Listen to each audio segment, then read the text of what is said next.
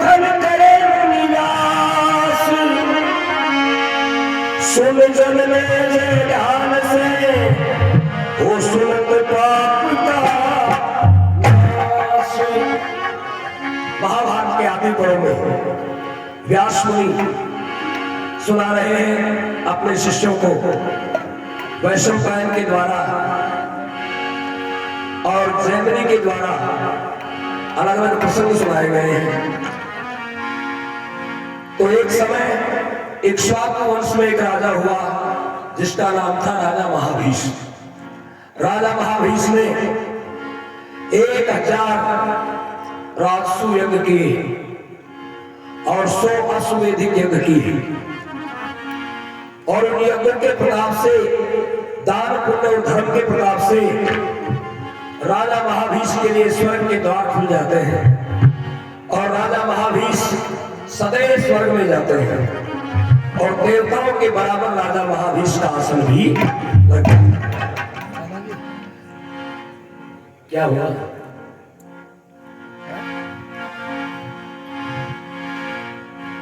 राजा महाभीष का आसन देवताओं के बराबर लगता है। एक बार ब्रह्मा की सभा लग रही थी और सभी देवता उस सभा में विराजमान थे। उसी सभा में राजा महाभीष भी बैठे हुए थे। देवताओं के बराबर उनका आसन था और अकस्मात संयोग से माया थी भगवान की और कुछ किस्मत पलटा खा गई। एक सुंदर रूप अनूप धार के वह गंगा जी भी आ गई। गंगा जी भी वहां आ जाती है और गंगा जी उस समय सफेद रंग की महीन साड़ी पहने हुई थी। पवन देव का ऐसा फटकारा लगा कि गंगा का वो आंचल थोड़ा सा उभर जाता है। जैसे ही गंगा का आंचल उभरा और आधा शरीर गंगा का दिखाई देने लग जाता है। जैसे ही गंगा का शरीर दिखाई देने लगा, अंग प्रत्यंग दिखाई देने लगे, उन समस्त देवताओं ने अपने अपने गर्दन नीची कर ली। क्यों? क्योंकि गंगा को देव माता का दर्जा दिया गया था। अपनी माता के इस हाल में शरीर को देवता लोग देख नहीं सकते थे, सबने अपनी अपनी नजरें झुका दी। लेकिन जो महाभीष नाम का राजा था वो गंगा के अधखुले बदन को देखता रहता है, लगातार देखता रहा और जैसे जैसे महाभीष की नजर गंगा पर पड़ी वैसे वैसे गंगा की नजर भी महाभीष से मिल जाती है। दोनों के आपस में नजरें मिल जाती हैं और इस दृश्य को स्वयं ब्रह्मा जी देख लेते हैं। तो ब्रह्मा जी देखते ही और वहां क्रोध में आ जाते हैं ब्रह्मा जी और ब्रह्मा जी ने भरी सभा में राजा महाभीष को श्राप दे दिया। और वो श्राप क्या दिया? यहां से धर्म कथा चालू है। एक बार जयकारा लगाएंगे, बोले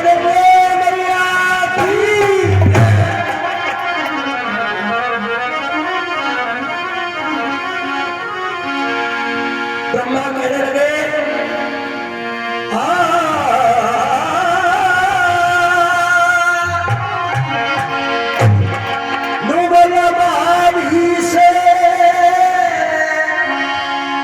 इस देवलोक में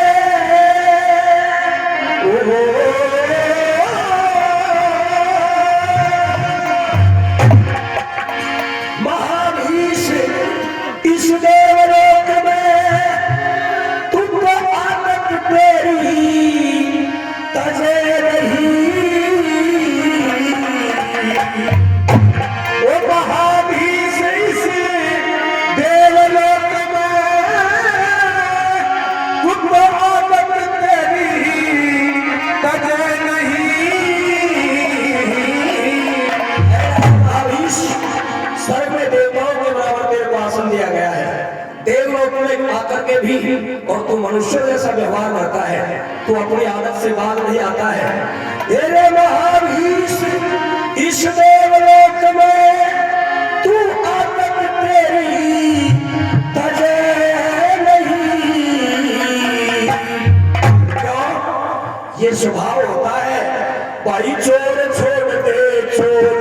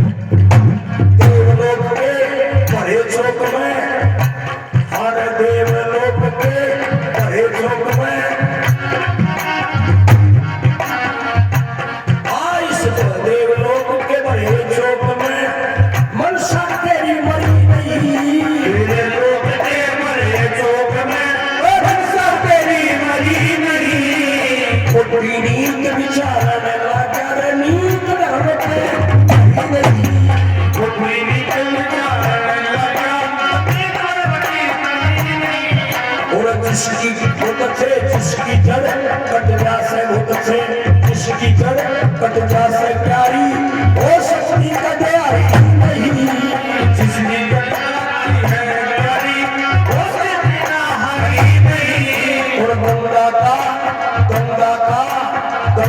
आरागात देख तन नजर मरा दे गंगा आरागात देख नजर मरा दे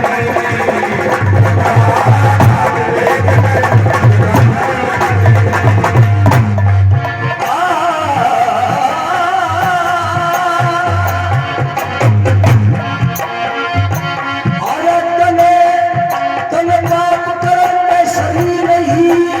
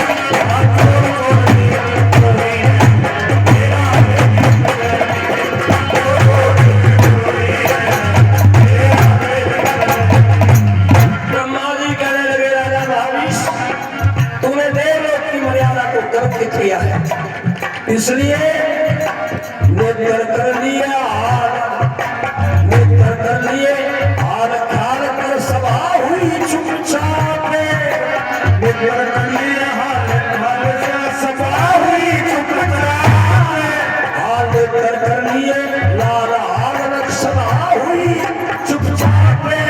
और धीरे धीरे ब्रह्मा जी का बड़ा बदन का ताप, और धीरे धीरे ब्रह्मा जी का बड़ा बदन का ताप। अरण्यो बोला रे महाभीष तू खुद हो गया करता, अरण्यो बोला रे महाभीष तू खुद हो गया करता। और बुरे कर्म का बुरा नतीजा इधर लगेगा, बुरे कर्म का बुरा नतीजा इधर लगेगा, बुरे कर्म का बुरा नतीजा इधर लगेगा। मत कर दिया पाप आपने,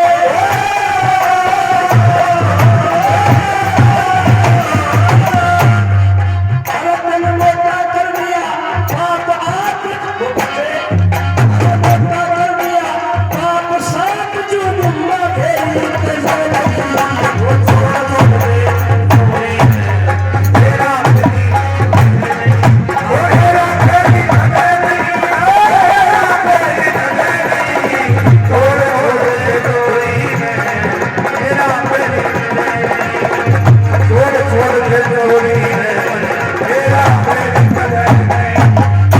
ईश्वर के ब्रह्मा बोले,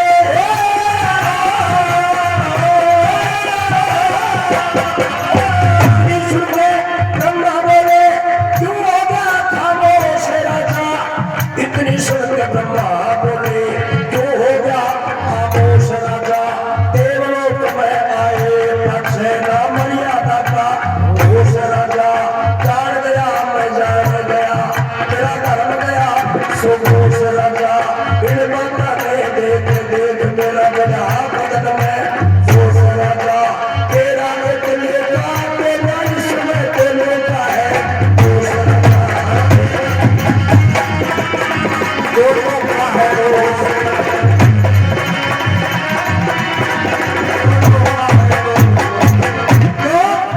क्योंकि गंगा और महाभीष, गंगा और महाभीष से ये पाप बराबर लगेगा, गंगा और महाभीष को पाप बराबर लगेगा, गंगा और महाभीष को पाप बराबर लगेगा। और जो नजरों से नजर मिली वो मिलाप बराबर लगेगा, बचो नहीं तुम दोनों ये तन का पाप बराबर लगेगा। और महाभीष के साथ साथियों साथ बराबर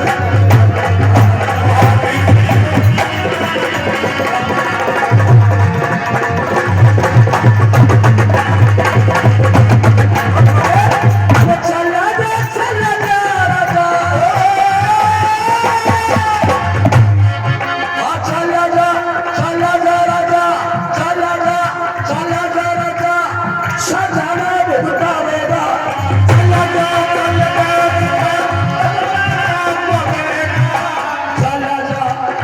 जा राजा, सजाना निभावेगा।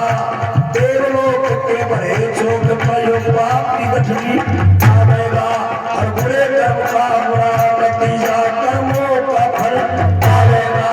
और देवलोक से पतन हुआ तो मृत्यु लोक में आवेगा, और यो गंगा तेरे साथ हो जाएगी जिसने नजर मिलावेगा। और देवलोक में जाकर शादी गंगा से करावेगा, देवलोक में शादी जाके गंगा से करावेगा। देवलोक में जाए पछे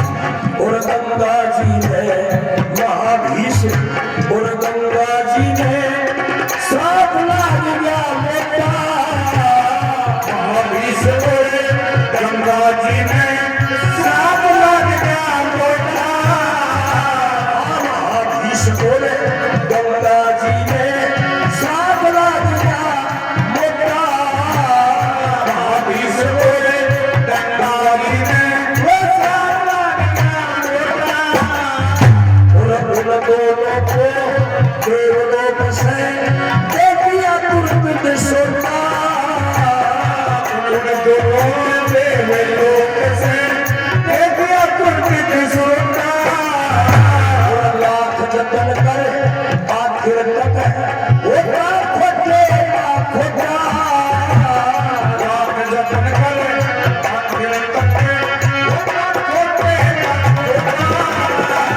राधे श्याम राम की माया बस समझ का टोकरा रे